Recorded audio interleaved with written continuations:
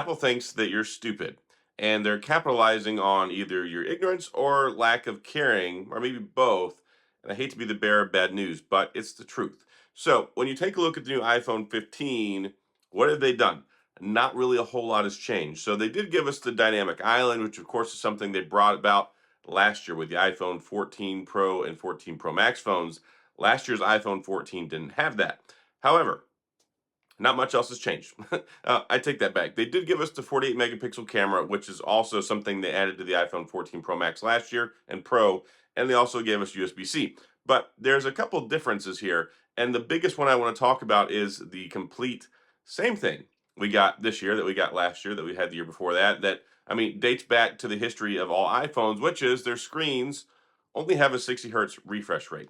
Now, there's a lot of arguments going on around Twitter or X or whatever you want to call that garbage. There's two different camps. There's my camp where I say you should have at least a 90 hertz or 120 hertz refresh rate on a phone that costs $800. The iPhone 15 costs $799. It has a 60 hertz refresh rate. There's basically no Android phone in the world that costs that much money that doesn't have 120 hertz refresh rate. In fact, some of them are going to 144, 165 hertz. We have had high refresh rates on Android phones for years and years and years. And I think it's going to take a long time before you'll finally ever see one in a regular iPhone because they don't want to mess with their pro models. And just so you know, a higher refresh rate is not a pro level feature. I mean, in fact, you can get the Pixel 7a and it has a 90 hertz refresh rate. So they could even do a 90 hertz refresh rate. Now, you might be wondering, what is a refresh rate?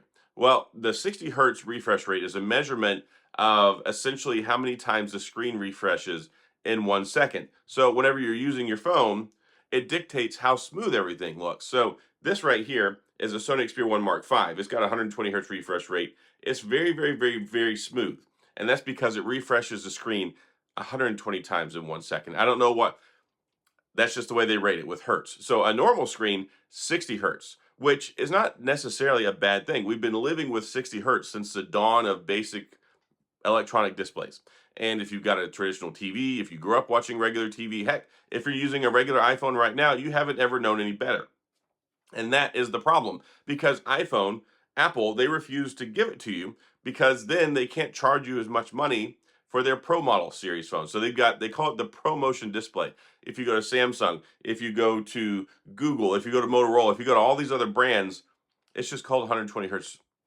Apple just gave it a fancy name, just like their XDR, Retina Plus, et cetera displays. They give things fancy names instead of telling you exactly what they are. So whenever you get this iPhone, you may think it's the best and the brightest because, yes, Apple has the largest market share of phones in the US. People in the US prefer iPhones. They like iMessage. You might like iMessage. iTunes, Apple Music, Apple Fitness Plus, Apple TV Plus, all these things. And they're great. And I appreciate them. My family loves them. My family almost exclusively uses an iPhone.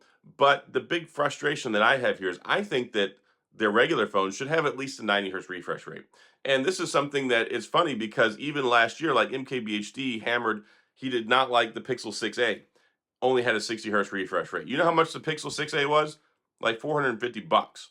So how is it that you can have tech reviewers that will say this phone display is lacking at $400 because it doesn't have a 90 hertz or 120 hertz refresh rate? It's stuck with a 60, but then everybody sings the praises to the high heavens about an iPhone that costs $800 that has what? A 60 hertz refresh rate. So it's particularly frustrating me to say, I see a lot of hypocrisy in this, but also people like to pretend like you're stupid. Apple, other tech reviewers, some folks who say, look, you don't care because you don't need it, or you don't care because you don't know any better. And the argument that a feature should stay the same and it should be subpar because you don't know any better doesn't mean it should be on the brand, just like other brands have done this to try and push the envelope and give you the best experience possible. Like, when have we settled for an $800 phone that $200 Android phones have better displays? Yes, I know that the new iPhone goes up to 2000 nits maximum brightness, but that's really not that big of a deal. They look perfectly fine outside with 1600, 1500, 1400, 1300. Like 2000 is just way overboard to say just so they can claim that number. And they'll tell you that their display is 2000 nits, but they won't sit there and say, oh, well, it's only got a 60 hertz refresh rate. Like they won't say that because then they'll make you ask questions. And they don't call the display on the Pro model, they don't call it 120 hertz because they want you to assume that it's a pro level feature. And it's not. You can go get a $400 Samsung phone and it's got a beautiful 120 hertz refresh rate on the screen. You can go get a cheap Motorola phone. There's so many of them, and in fact, you are missing out. So I would highly encourage you, next time you're in Best Buy, next time you go to your carrier, if you've got a friend that's got a Samsung phone in like the last 4 years, ask them to look at their phone and then look at the 120 hertz, and you can put them side by side. And it's funny because my wife didn't understand what I was explaining at first. I went to the OnePlus 7 Pro launch in New York City several years ago. It was the first event I ever attended, and I was beyond excited because they had a 90 hertz refresh rate. It was the first commercial Android phone in the US that brought us a 90 hertz. So then I bought one, I brought it home, and then I was showing my wife, and she's like, "Oh my gosh, this is amazing." Like, I don't know how other phones don't do this. Why doesn't my iPhone do this? So once you see 120 hertz and then you go back to your 60 hertz screen, it feels terrible. It feels choppy. It feels laggy, all those things. And that's what you're missing out on.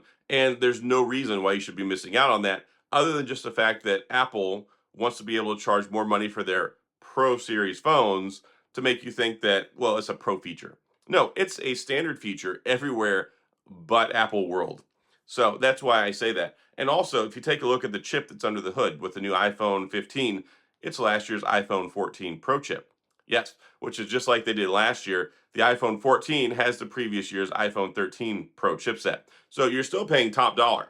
See, Apple has found a way to charge you top dollar for last year's hardware and half a decade ago display technology. But wait, there's more. They gave you USB-C now. Ooh, USB-C, that's great. That's been the standard for like, I don't know, 8 years in regular smartphones. Not Apple, by the way. But what they did is they gave USB 2.0, which is really old. And it's basically the slowest USB charging that you can get. It's probably still only going to charge at about 18 watts. So I don't know exactly what the charging rate is because, well, Apple doesn't tell you. And it's not until these things get out in the wild and people do testing on them because Apple refuses to tell you what the actual charging rate is. They just go, oh, well, you can get 50% in 30 minutes. Well, that's the standard fare. That's how things work with USB 2.0, at least to my knowledge. So it's just funny to me that Apple preys on this lack of education in the phone world to continue giving subpar products, subpar hardware, subpar experiences, and charging you top dollar. There are people that won't go pay $800, $900 to get a Samsung phone because they believe that, oh, Android, Samsung, they're cheaper, they're not as good. I need to go get my $700, $800 iPhone. But people don't bat an eyelash at an $800 iPhone. So it's just comical to me that the way that Apple markets their stuff, they use fancy, shiny code words and names that they've made up for features or the lack thereof to make it seem like their products are more premium.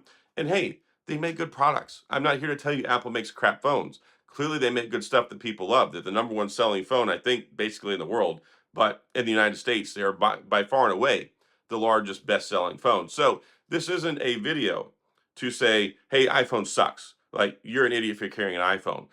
Most people I know carry iPhones, and that's fine. Use and carry what you enjoy, but be informed and be educated, and just know that Apple's ripping you off so they can charge you more money for the Pro and keep charging as much money for the standard ones as they have. And they're still giving you basically, like I said, last year's chipset from the Pro.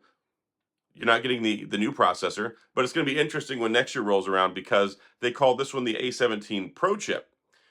How are you going to put a Pro chip into a non-Pro phone in 2024? Except other than just to upsell and go, oh, well, we're giving you the Pro Series chip this year and just blind eye you and not let you know that you're not getting the newest one. So it's just wanted to have a moment of education, clarification, and information that I could tell you what's going on with these phones. And of course, still only 128 gigabytes of storage. So that's all I've got in this video. I'm sorry I'm losing my voice. I've been sick for like the last 4 or 5 days. Honestly, I slept through like 2/3 of the Apple event because it was boring, so boring and not very informative. But anyway, this is just my 2 cents on the matter. And I don't think you're stupid. I think you deserve better. And I think that Apple should give everybody better get on the same page, at least offer a 90 hertz refresh rate. I mean, that's a way they could make people happy, give you a little bit better, and still keep their ProMotion display in the Pro phone, right? So again, that's all I've got. If you have any questions or comments, of course, please go to the comments section. I'll do my best to get back with you. I can type better than I can talk right now. If you enjoyed the video, please hit the like and the subscribe button and the little notification bell if you want updates when new videos come out. And as always, thanks for being here. I appreciate you watching, and I'll see you guys next time.